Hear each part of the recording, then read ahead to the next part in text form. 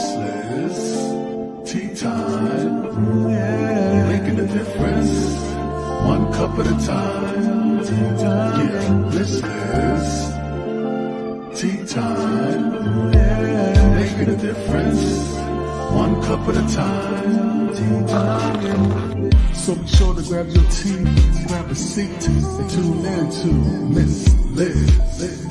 Tea time. Making a difference, one cup at a time. Tea time, yeah. Tea time, time.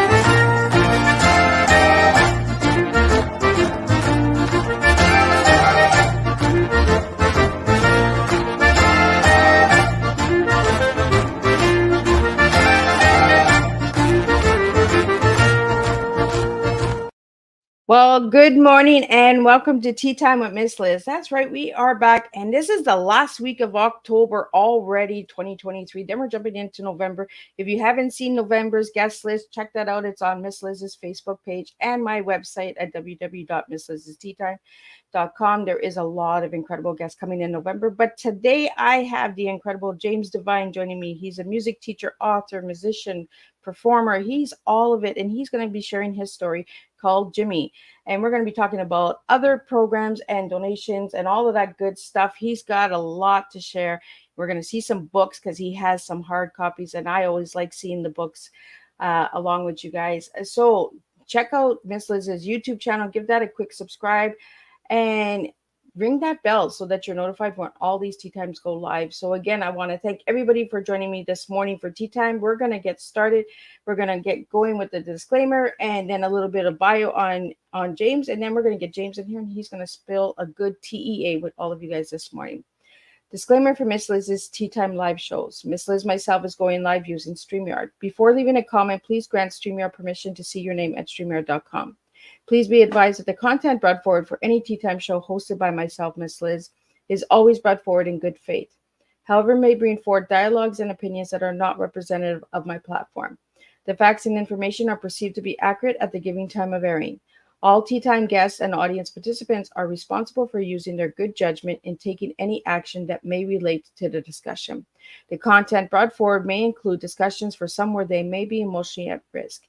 It is significant to know that this show is engaging in discussion forums only to offer and inspire awareness and connection and is not providing therapeutical advice.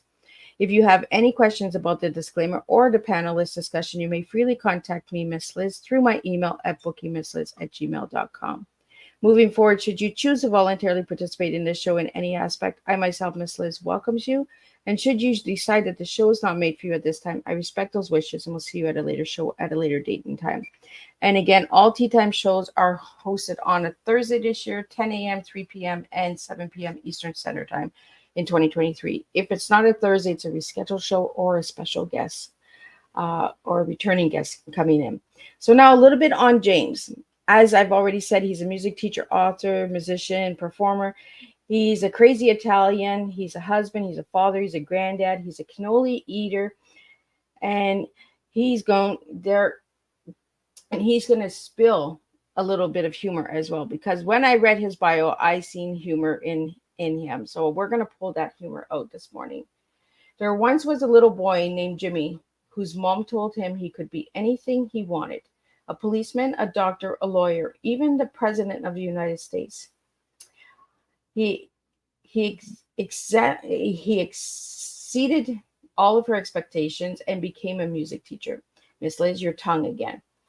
He's now a grown man with 4 kids. He's married He married his high school sweetheart and has 10 grandkids. He loves eating pizza, mountain biking, spending time with family, and long walks in the mountains, holding hands. And sorry, he's reserved that for only one person, and it's not us. His shoe size is 9.5, but please don't send him any shoes, as you've seen in the video when we little intro. He'll tell you more about that in a minute. He's retired from full time teaching, but still teaches band part time at a charter school. The rest of his time is spent speaking, training, writing, podcasting, and performing, and often holding hands and eating pizza and cannolis. Now, for the boring part, boring adult stuff. He's earned a bachelor's degree from St. Joseph College in Maine and received his music education from the Army School of Music, graduating from the basic, immediate, and advanced courses over a span of 10 years, serving in Virginia, Japan, and Colorado. He's retired from the Army Band in 2006, and he's earned a teaching license from Western Colorado University and completed a master's in music education at Southwestern Oklahoma State University. He believes in the value of lifelong learning. He's just not into standardizing testing. And you can check out more on all of James's stuff on Miss Liz's Facebook page, LinkedIn, all those good stuff. And let me get him in here, and I'm going to grab a sip of tea. Welcome and good morning, James. Good morning. Thanks for having me on your show. I get these tongue twisters in the morning. I think it's because I just waking up myself and my tongue is just like, ooh, we're not fully awake yet. So, James, I want to start off every tea time like I do with all the rest of my guests. Who were you as a little boy and who are you now? And then we're getting into your story of Jimmy. As a little boy, I was this shy, withdrawn, sad little boy. I have my favorite aunt. I'll come back to the little boy in a minute. My favorite aunt lived with us when I was a teen, and she's 11 years older than me and 11 years younger than my mom. And because she lived with us, I really got to know her well, spent a lot of time with her. But she always talks to me as an adult. And she said, you were so sad and we were so worried about you when you were just this little kid because you were just shy and withdrawn and worried about every little thing that happens. And now I would say as a man, I'm a joyful man, enjoying almost every minute of life and the things that I have been blessed with. But it was a journey to get there. So that's where that shy boy comes in. We're going to get into that a little bit later in the show, but now I get it. And I always try to find out who my guests are as children and who they are now, because sometimes it resonates with who we are as adults, right? If we grew up in a hard life, then we want to be change makers. We want to be storytellers. We want to be that voice that we didn't have when we grew up, right? So I want to get into the story of Jimmy. Let's take you back to when did you write it? How long did it take? And give us a little bit about the story. So the book you're talking about, the story in the book. So there's actually two. So Jimmy, it was written in 2012. And the journey that came about with that is everyone has their own healing journey and the things that are going to bring them healing. And I talk about being shy, but really that wasn't really my personality. It was more like a withdrawn, which is different than shy. My wife is shy, but it's not because she's holding herself back. For me, it was holding myself back. So it took me about 6 months to write it. It was coming out pretty quickly. I was writing, I think I had set a goal of 500 words a day. And I just started writing and sharing some of these things. And it came about because a lot of people had asked me, if you had a book about your story, I would get the book. But I didn't have a book about it. I had written some short articles and blog posts about it. I had spoken about my story since I was 30 years old. And not everyone's going to speak about their story. But for me, that was an important part of my journey. And so at 30 years old, I started sharing the story. And then finally, the book came out in 2012 is when I finally finished that book. Well, that was pretty quick. It just came out Is that the first time you wrote your full story, like your full life story, Jim? That was the James? first time I had written my story down. I had shared about it for about 17 years at that point in front of audiences, small and large. And it was about 1998, I think, when I began sharing that story. So it was kind of a long process in it coming out, because it wasn't as soon as I started sharing that story. And in fact, when I go back to that first time I shared the story, it just was too much of the emotion was still there. And you want the emotion to be there, but not quite to the extent that it was maybe that first time. So the information that I found about the book, James, was there was abuse, there was poverty, forgiveness, redemption. So let's go through the stages of that. Let's start with the abuse and then go into the poverty and forgiveness and redemption. And then I want to get into the other books as well, because you have quite a few books and then you have other things. But let's start with what age did the abuse start and what type of abuse was it? So I think everything in our lives kind of intermingles and comes together to shape us to who we are. So my dad, it started with my father, who was abusive to my mom. Now, he never laid a hand on me. He never laid a hand on my sister. I think my mom actually kind of came between that to prevent it from happening. But that's where the abuse started.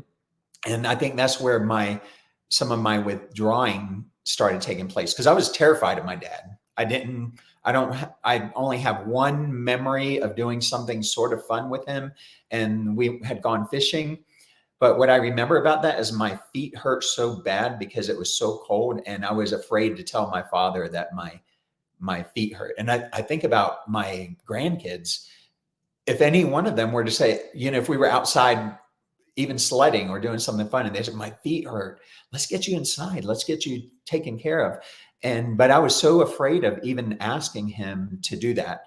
And I don't really have any fun memories of him. I just remember kind of avoiding him. I do have a funny story about my sister, who has a totally different personality than me. And my mom says that one time my father sat me down around Christmas time and said, "Do you love your daddy?" And I said, "No, I don't love my daddy." And he said, "Well, Santa Claus isn't going to bring you anything."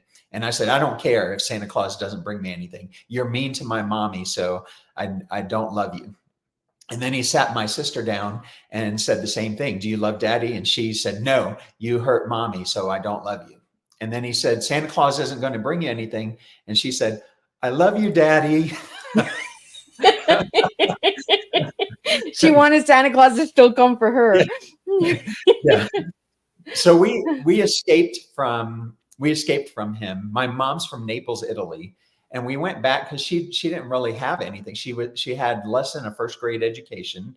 She didn't have very many resources here, or she didn't know the resources that she could have and get. So we went back to Italy and lived with relatives. Now, Italian relatives, they're cool because they will lay out an extra mat. A lot of the apartments are already small, so like the living room doubles as the kids' bedroom, and you have a lot of the Murphy beds that just pull out of the wall. So we went from this relative to that one, and we'd stay with one a couple of months, stay with another one a few months. We'd have our own apartment, but my mom maybe figured she couldn't afford to keep it going, so then we'd go back to living with somebody else. So in a way, we were homeless, not the living under a bridge homeless, but if you look up the definition of homeless and you don't have your own place to stay, that fits under the definition too. Now, as a kid, I was 5 or 6 years old at this time. That didn't bother me that much because my tummy was always full. I had all these cousins to play with, these aunts and uncles who entertained me and spent time with me. The only thing I can look back that was really a drawback with that as a kid, now as an adult, I can see that was a very difficult time for my mom. For me, I had like a rotten tooth, and my mom couldn't afford to pay to have that treated or pulled out. And so they'd kind of look at it, or someone would look at it and just say, "Well, we'll chew on aspirin." And that would bring kind of temporary relief. That's the only, and it wasn't like a terrible throbbing 24-hour a day type of pain. It's just sometimes it would flare up and cause some trouble. Now, we had some American friends, a lot of American friends. My mom always was attracted to Americans, and she grew up in extreme poverty. But she always worked for Americans. She did house cleaning, and there's a Navy base that's over there in Naples, Italy. And she just always had this dream of going to America. So we still had American friends, and I think her jobs involved working on the base and then doing some cleaning for people on the side. And we had this family that was a husband and wife, and they had 3 kids, and the 2 oldest kids were the same age. There was George Jr., who was the same age as me, and then Karen was the same age as my sister, and then they had a little baby. And George Sr., he became like a father to me. He was giving me the attention that I craved. He was giving me the love I needed, and he would often watch all 5 of us kids while Jean, his wife, and my mom, Rita, they would go off and do shopping, whatever women do with the shopping that they're doing. But he would watch all 5 of us. And one time a fight broke out amongst all of us kids, and George was getting to the bottom of it. So he questioned each of us individually. And I was crying already. Like, I hated getting in trouble. I still am that way. I have to realize when the principal calls me into the office, it doesn't mean necessarily I'm in trouble. Yeah, I'm not in trouble, right? Sometimes it's just, let me ask you about the budget, or let's try to figure out your schedule, or something like that. But so I was crying, and George was wiping the tears from my eyes and giving me a hug. But then he raped me in that bathroom floor. I can't describe to you the pain. It's for your heart. It's like your heart being ripped and torn in 2. And kids are resilient. I was 6, I think, when the first time happened. Kids are resilient. And so he would tell me he was sorry. He said, "This will never happen again." And I believed him every time. We ended up moving to Norfolk, Virginia, because my mom knew a lot of people there. George and his family also moved to Norfolk, Virginia about the same time we did. And so the abuse continued from age 6 to about age 9. And then George moved away and the abuse stopped. And you would think when that has happened, when the abuse has stopped like that now the healing's going to begin. You're moving forward. Just like if you cut yourself with a knife, when you remove the knife, then the wound heals. You might have a scar, but it ends up healing. Emotional wounds and spiritual wounds are not always like that. As I became a teenager and went through puberty, I understood more of what George had done and how he had violated me. And I began to hate him with a passion enough to want to kill him. And this didn't coincide with my faith. My faith told me forgive, but my brain and my emotions were telling me kill. And in fact, I understand it now. Occasionally, even in our town, we live in the beautiful Colorado Springs, Colorado. Occasionally, there'll be someone that murders maybe an abusive spouse, usually a wife who murders an abusive husband. And people are like, why didn't she just go to the police? Why didn't she do this? Why not this? Why not this? Well, you don't always understand if you haven't come from that situation. I hear those stories and my heart goes out to the woman. I mean, I'm not saying that she did the right thing. I'm just saying I understand that level of emotion of wanting to do that or thinking that's the only way out of the situation. It's the only way for survival, right? Yeah. And so I had gotten to feeling at this point, and I realized that didn't coincide with my Christian faith. And so at the age of 16, after much thought and much happening in here and in here, I finally decided to forgive George. And that's when the healing began. That's not where the ending was. In fact, that was the first step in a 1,000-mile journey that now I'm near the end of the journey. I'm on like mile 997, and the end is right there. And I can see all the healing that took place in the back. But on that first step, I couldn't see the end yet. And there were still a lot of things that I had to work through. Now, some people, it happens quicker than that. Everybody's different. But for me, that was that first step in the healing process when I finally let go of that hatred and that unforgiveness. So, James, how old were you when you forgave George? 16. Oh, wow. That was still young. Yeah. Your story resonates with me because I am a survivor of domestic violence, and I got to that point where I wanted to kill. You get to the point where you're like, it's either me or him. It's either me or her. It gets to a point where that's all you want to do is just, how is this going to end? How is this pain going to end? Somebody has to go. Somebody has to be taken out. And it's not because you want to kill. It's because it's your form of survival, your form of saying, this is the only way it's going to end. The pain is, and I'm so glad that you forgave. Now, when you forgave James, did you forgive for yourself or did you forgive him in person?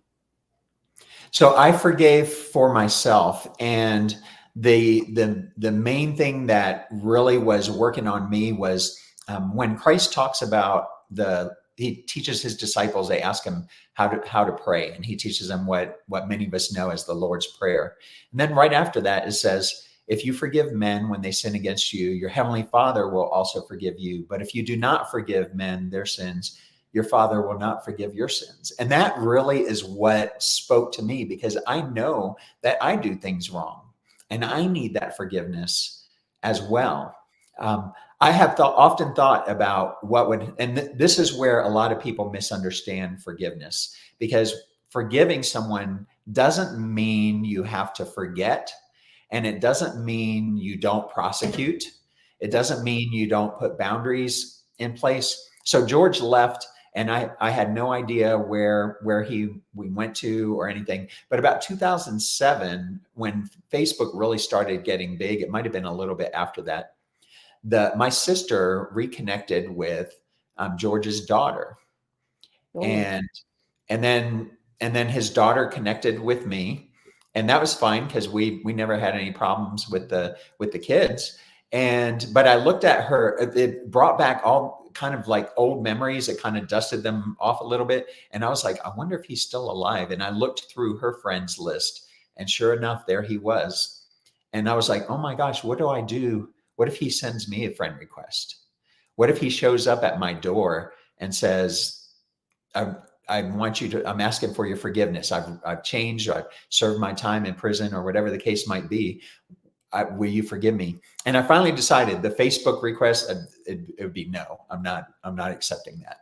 And if he showed up on my porch, I'd talk to him for a minute, hear his story, and say, I forgive you. I forgave you a long time ago. And now get the heck off my porch. I'm with you with that one, right? It's like, I forgive you, but I'm not having you over for Sunday dinner. Right, Sorry. right. There's times where that would happen. Like I see people who maybe they had a beef with a sibling, and not to the extent of like physical or sexual abuse, but just something, and they don't even remember what their argument was about. And now it's been 30 years. In that case, you might forgive and then say, hey, let's go out for lunch or dinner. But I think there's some things that are so grievous that there's not going to be a chance for reconciliation in those cases. So did that open up old wounds again once you've seen him on Facebook? It did a little bit. So a few things happened later in the healing process. One was when my oldest son, when he turned 6, and that's been a long time ago now. He was born in 1990. But when he turned 6, I was looking at this little 6-year-old boy and thinking, how could somebody do this to he's a little kid. How could somebody do this to a little kid like that? So that brought up it's more like it tore off some scabs just a little bit. It wasn't like going all the way back to the beginning, but it was just a thing that kind of brought up the same thing with the Facebook thing. It's like, oh wow, I thought he was gone, and now there's this possibility that something could happen. Now the picture that he had for his profile picture, it looked like he was in some type of halfway house, because it just looked like a bunk. It didn't look like a prison, but it looked like a sparse place. So I don't know if he was in a release program or something. And unfortunately, his daughter died not too long after that, and she was only in her late 40s, I believe, when she died. So, James, we have a question here. Were you the only victim that he accused and that he went after? So the interesting thing is that I did a bunch of study of this in my 20s and 30s. I read every book about this. People who had similar stories, and very rarely does someone just have one victim. So when I came out to my mom and told her what had happened, she immediately asked my sister, did he do anything with you? My sister's personality, just as I was sharing with Santa Claus a little while ago, hers is totally different than mine. So he did try to touch her inappropriately, and she kind of rebuffed him, and he didn't go forward with that. And then my mom was still friends with who was now his ex-wife, and asked about, told her what happened. And she said, oh yeah, he tried that with our 3 kids too. And that's one of the reasons I divorced him and left him. So there's at least 4 others right there that he attempted something with. And that was why when I was 30, I wish I would have done this sooner. And the laws have changed a little bit now. But when I was 30, I actually I was still in the Army, and I went to the military police, and I said, I've got this thing that happened. It happened on a military base in Italy, but a crime that happened, and I'm worried that other kids could possibly be involved. And at that time, the way the statute of limitations worked, it was from the time the crime had happened. And now I think they changed it to where it's after you become an adult. If it's something like a sexual violation when you were a child, then the clock doesn't start until you turn 18. But so at that time, at the age of 30, they said there was nothing that they could do, that it was past any prosecution time. Yeah. I just have a hard time with the word victim, because victim means that, that it has this stigma that we asked for it, right? That we went out and we kind of teased the person, or, I hate the word victim. And we have these services that are called victim services. And I really wish they would change it to survivor services, because we're survivors, we're warriors. We didn't go out and ask at a young age. As a child, we don't go and say, hey, hurt me, And I'm glad that you brought up that when your son was 6, because we do have these triggers. We have these things that ages, smells, environments that will turn us and say, oh, this brought me back for a minute. Yeah. But I'm not there, And then, like you said, like you looked at your son and you said, like, how could you, I don't understand the mindset of abusers, why they do that. Maybe they were abused as a child as well. I try to understand, but we get to a point where some people are just sick. Some people are just broken inside, and that. So I had a hard time asking that question because of the word victim. It kind of it gets to me. I get very aggressive with the word victim, because no child is a victim. We don't go out and say hurt us. So I'm really glad that you're sharing your story this morning, James, with us. I'm being triggered a little, but that's okay. I'm good with it because I know my triggers. So, but we need those stories out there. And for anybody that has gone through any form of abuse, this is a trigger warning, tea time. So be sure to, if it's too much for you, I'm not going to be offended if you have to leave. And we're sharing these stories because we need voices. We need to have that difference out there. So James, I want to get into the redemption part. For people that don't know what redemption is, could you share a little bit about what that is? So for me, redemption involves my faith in God and my faith in Jesus Christ. And there's a renewal that happens when we realize, and that this is where that verse I was mentioning earlier about forgiveness, forgiving people when they sin against you, if you want that forgiveness, that is when the healing starts. So probably a good way for me to describe it is we talked about the knife wound. If I had the knife and I stuck it on my arm and then I just left the knife there and tried to bandage around it, but the knife is still stuck there in my arm, the healing's not going to take place. It's going to continually cut and get infected and cause all kinds of problems. And so the forgiveness is the process of taking that knife off of there and getting rid of the knife. And just like, I mean, the healing process for most of us takes place a lot faster than a physical healing than maybe an emotional healing would take. So, but you can see the process. You might have to get stitches. You might have to have bandages and put ointments and creams on it and take a lot of care of it, maybe leave it out of water when it first happens. But then as it heals, then you can do more things. And then finally, there's just this little tiny scar, hopefully, that you still remember what happened, but it's not affecting you anymore. The pain is gone, the blood is gone, the infection is gone.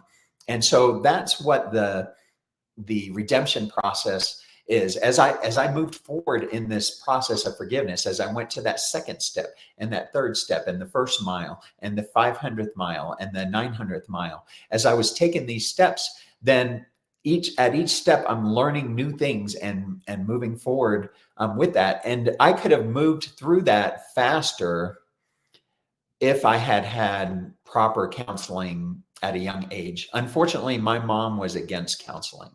And so I didn't get that until my late 30s, early 40s. And by then I was already on mile 900, 920, but it helped me to get to that next level. It still helped me, but I think I could have gotten that far faster with some good counseling and support early on.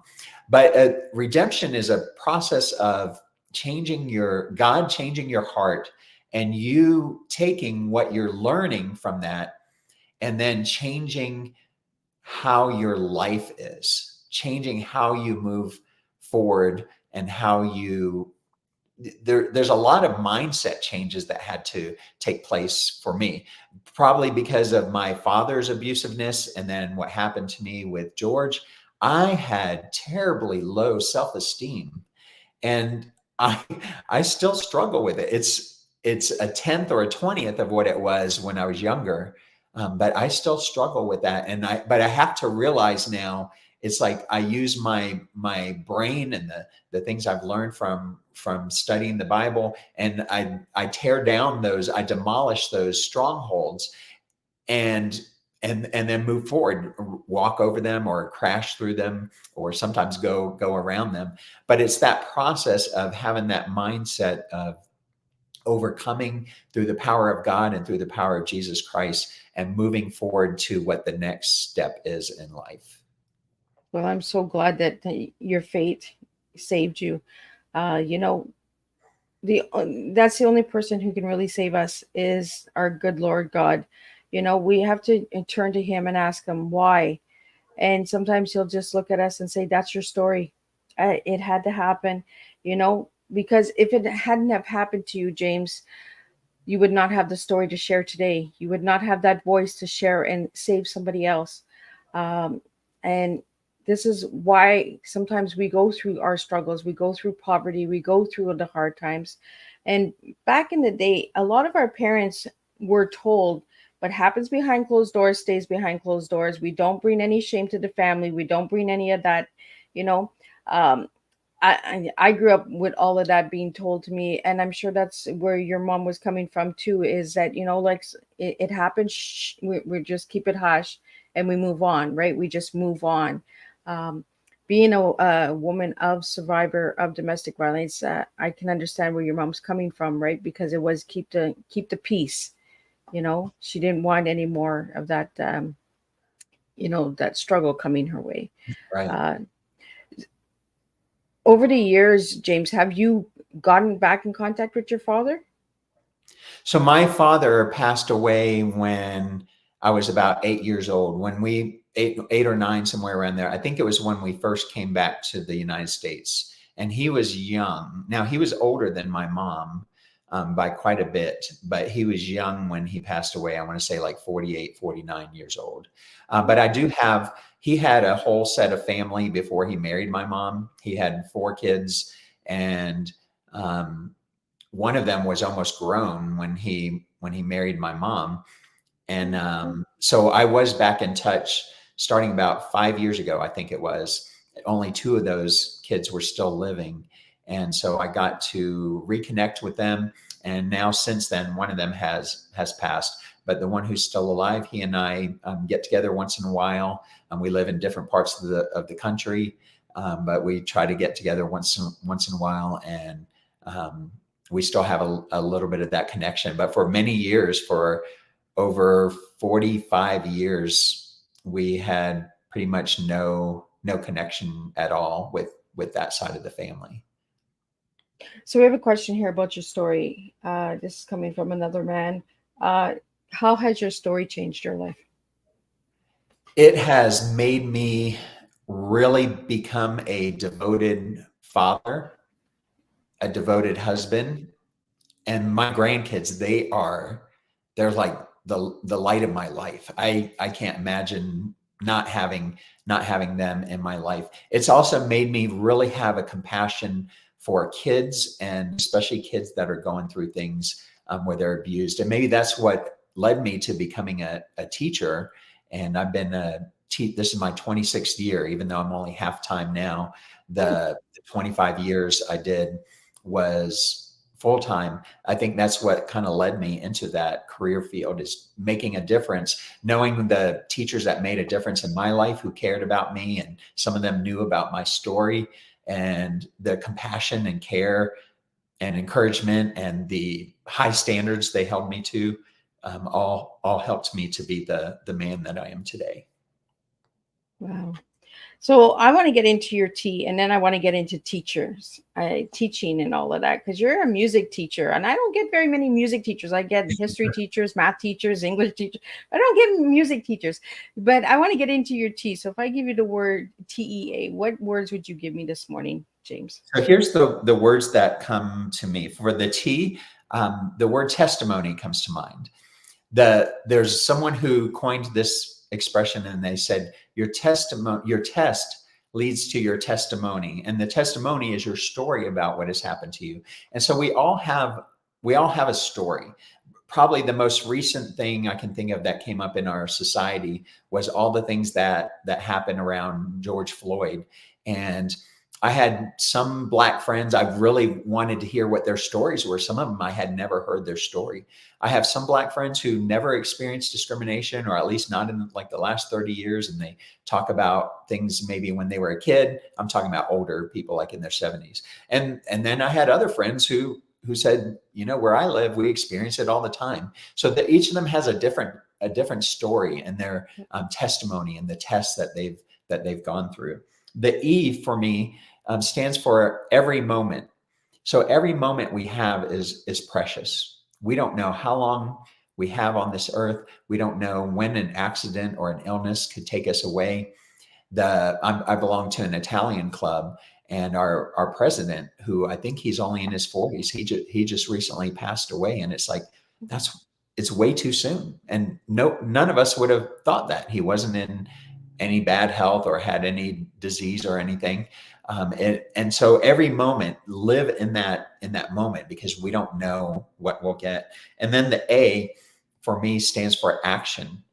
So just like everyone has had their test, at some point you have to take action to get out of that and move forward from that. You can't just sit there and whatever happened to you, just say, this is what happened, so this is who I am. I can't help it. You have to take that and move forward. And I've seen so many people, including my mom, who remained stuck in her life because she didn't take action. And it was always tomorrow, next week, after this appointment, I'll take action. And then her last 25 years of life, it was just kind of wasted. She kind of locked herself in her house and went out to church and the grocery store, and that was it. And her health reflected the things that she had held on to for all her years of life. Well, I think this is why we're telling our stories, why we're sharing stories, right? Is because we don't want to be that person that just locks ourselves away, because it doesn't make any difference. It doesn't bring any change. You're actually passing with the pain. You're not releasing. You're not letting go. Right. You know, and it's sad because a lot of and the older generation does that. They die with the pain. They die with that story. They die with the abuse. You know, they don't have a voice for it. And I think it's really important that we get these stories out there, and it's really important that we share them in different ways, like writing books, speaking, teaching. So was music your savior? Like, did it save you? Like, how did you get into music? Yes. So music did save me. And it's crazy when I think about it, because I almost didn't join band. When I was in 6th grade, you had the choice of going to band, choir, drama, or you could stay in what we called our homeroom and read. And I thought, I'm just going to stay in my homeroom and read, because I love reading. And so, but after, it was like me, one other person, and what seemed like this very ancient teacher that that I had. And so after a couple of weeks, my band friends, they were like, "Oh, you should come to band. Band's a lot more fun than being in the room with the teacher."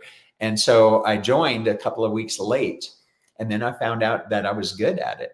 So it saved me, because it was something that gave me self-esteem. Now, I didn't know in 6th grade I was going to do it as a career. But that was the start. I was never good at sports. I never had a father who took me hunting or doing kind of like boyish things. And that was the thing that I was good at. And by the time I got to high school, I started making it into all city and tri-city groups. And you had to audition for those. And then when I was 18, I had auditioned for the Army band and got to be part of that. And so for 10 years, I was in Virginia, Japan, and then Colorado. Basically, my job in the Army was to perform. We did usually 150 or more concerts every year in those three areas. So it was something that I was good at, and something that and has ended up being now a career for me for 37 years with the teaching and the performing. So, James, you like the saxophone. So what is it about the saxophone? You know, I was just speaking to a group yesterday, and I started on clarinet in 6th grade. And then in 7th grade is when I switched to saxophone. And she asked me that same question. Why did you switch to the saxophone? And I said, I'm not really sure I know. But as part of that speech that I gave, I also play a song, and I have this 100-year-old saxophone that I talk about how the saxophone is scratched and dented, and it has 2 or 3 different colors on it. And it looks like it's a piece of junk. And then I play it, and these beautiful sounds come out of it. And so she actually answered the question for me when I said, I don't know why I picked saxophone. She said, I think I know why. She said, it's such an emotional instrument. And she said, you're able to express more of what you've been through the saxophone than maybe you could out of the clarinet. And when I thought about it, it's like, that makes a lot of sense, because music says things we can't speak with our mouths sometimes. And in fact, sometimes if I have a hard time and I've had some really difficult times in life, I'll just play some songs just for myself, not even practicing, but just playing some songs. And it relieves me, and it helps me to feel better. So that's probably the emotional sonority of the saxophone. That was probably a big figure in that. So we have a question here. Does anyone in the family play the saxophone besides you? One of my sons played saxophone in high school. He doesn't play anymore. All 4 of my kids are grown now. and the other two of the other kids played something different. But I do have some music in my background. My mom says that my father was a drummer and Oh, would play as like just as a hobby in some of the bands close to where we were growing up. And then there's quite a bit of music in my family. One of my cousins, of my favorite aunt, the one I was talking about earlier, he's a musician and majored in music in college. He's much younger than me. He's about 25 years younger than me. And I have another cousin who lives in Italy, and she just graduated from music conservatory, and she sings and plays the piano very beautifully. And we've talked about that we've got to get the three of us together to do some guitar, piano, singing, and saxophone, and put that all together. oh, that'd be really cool. So, James, I want to talk to you about your other books because you have quite a few other books. So, if anybody would like to know more about the books, you can check out his website. It is listed here on the screen at jamesdevine.net. It will also be in the description boxes for the audio listeners out there. But a couple of your other books that you have out there is Sad Boy, Joyful Man. Why don't they teach that in school? I Can Only Imagine, the Saxophone Diaries. You have some incredible stuff. Thank you. So what book do you have available over there that you're going to show us this morning? I'm going to show them all to you, and I'll just talk briefly about Awesome. each one, if that's okay. So these are the main ones, and really the Sad Boy, Joyful Man one is really this one, but the condensed kid version of it. So you can, I don't know if you can see it on the Ooh. video, but it's Yeah, much big thinner. difference. And it's kind of a little bit sanitized to fit more like middle school readers. And it's got my story. Now the Saxophone Diaries, it's kind of like a self-improvement book, but also combined with stories of my career when I was in the Army band, lessons I learned from some of those stories. So this one is more like a bathroom reader because I think they're all like 3 and 4 page chapters. And there's quite a few stories in that one. This is a fun one, and it's called I Can Only Imagine My Italian Life. And it started off as a joke. There was a movie that came out a few years back called I Can Only Imagine.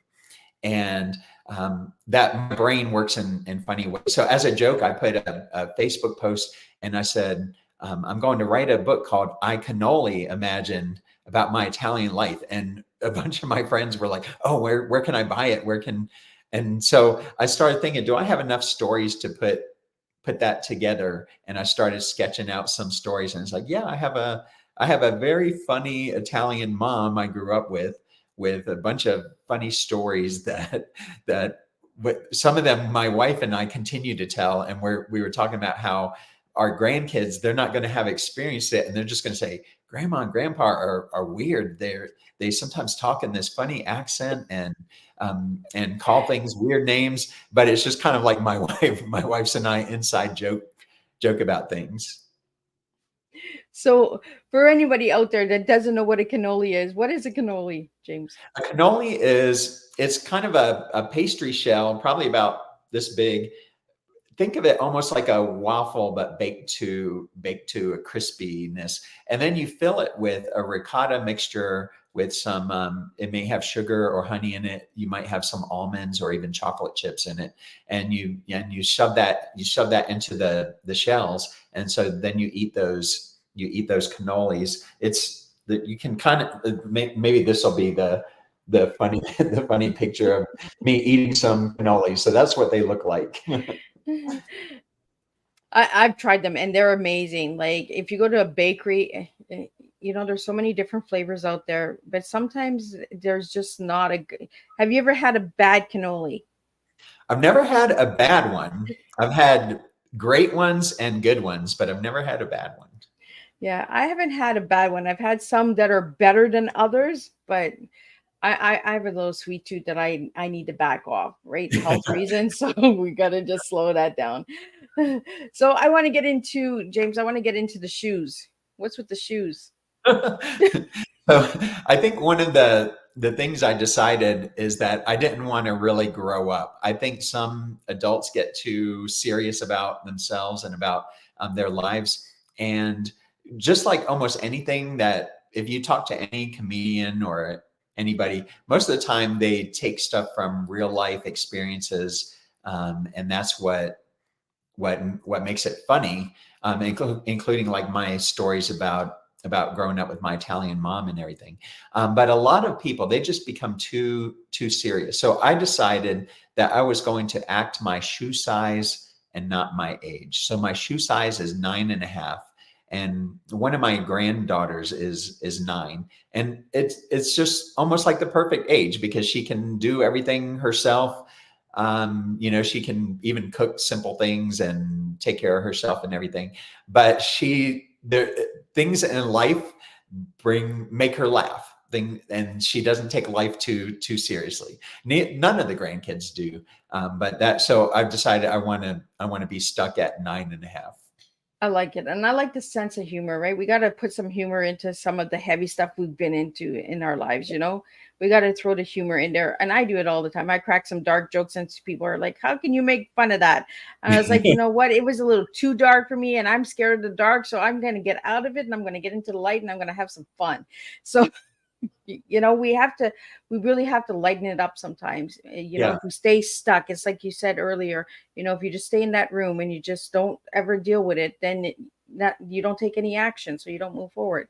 And you've taken the action. So you also have a podcast and you have a donation thing on your website for if anybody would like to make donations for the music or if they like the podcast or they like the episode. Can you tell us a little bit about that?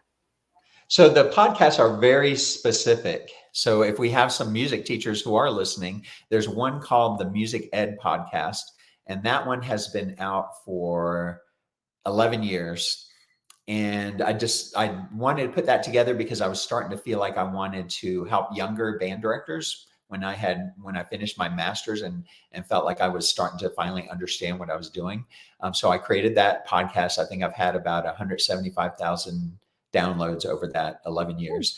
And another one is a very brand new podcast because I love coaching young teachers, and it's called the 2-Minute Teacher.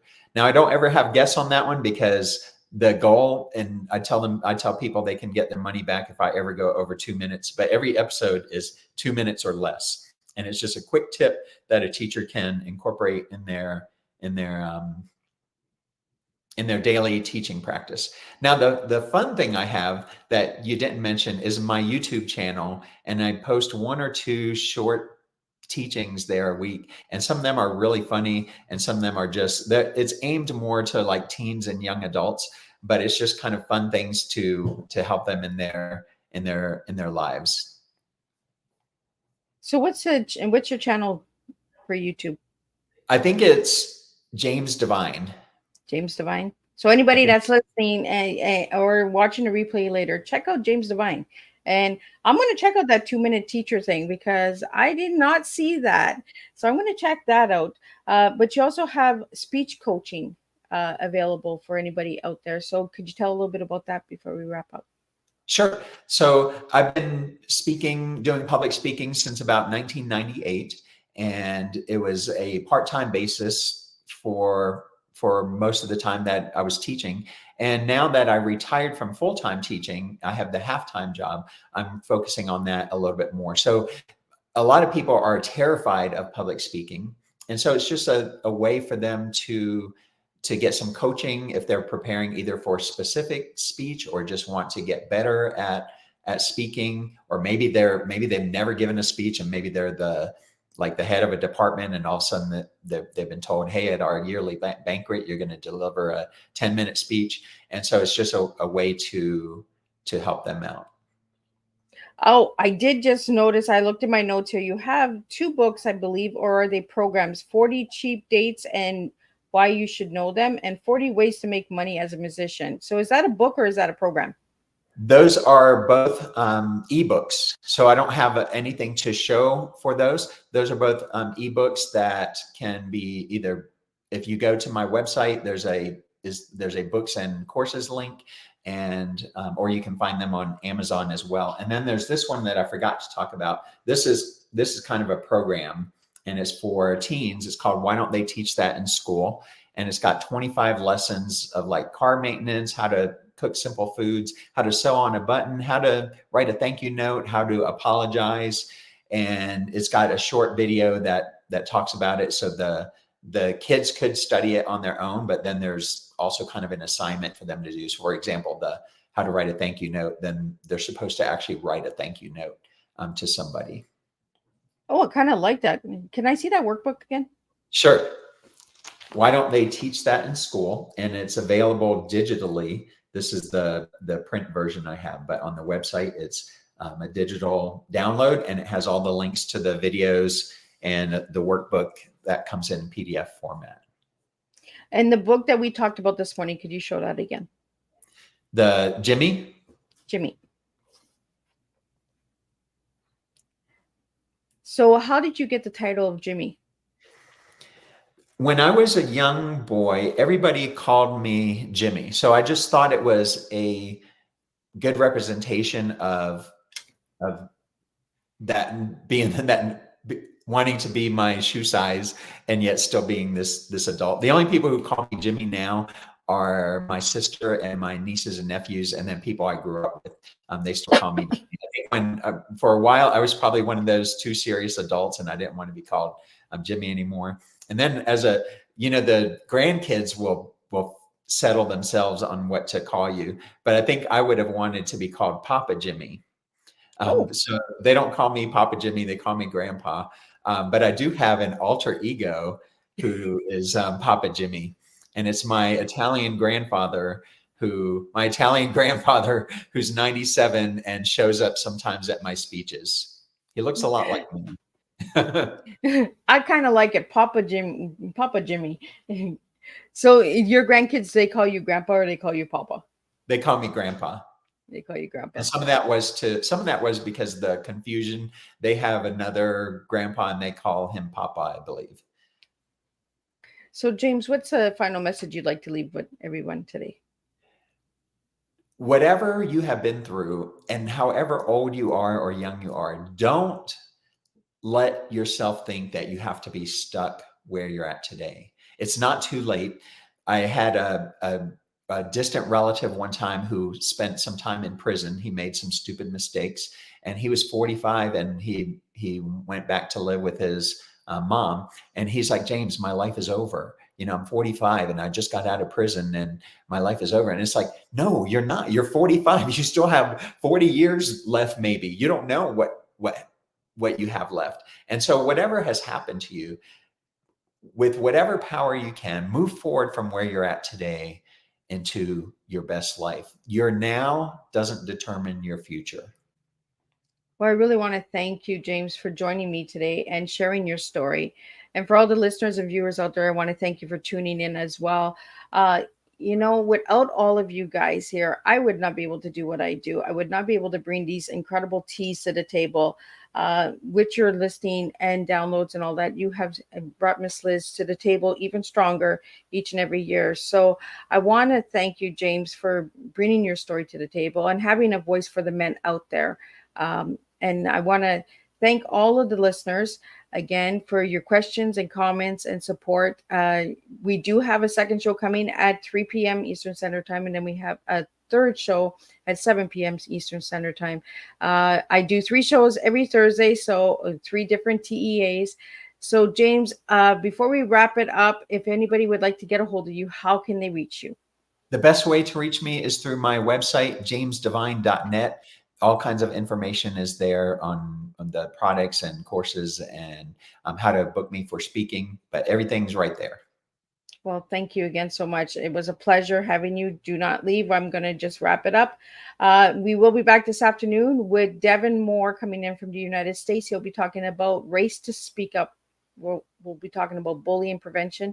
And then tonight we're going to be taking the ship onto the sea, and we're going to be joined with Nancy Soul, and she'll be talking about how she works on the sea as an entertainer, and she's also into jazz and all of that. So it's just been music and voices and stories that are going to be making a difference around the world. So Tune in. If you haven't subscribed to the YouTube channel yet, give that a quick subscribe. Check out James's YouTube channel as well, James Devine. And again, your story does matter, and we all make a difference when we start sharing. So until then, I will see everyone at 3 p.m. Eastern Standard Time for the second show of today.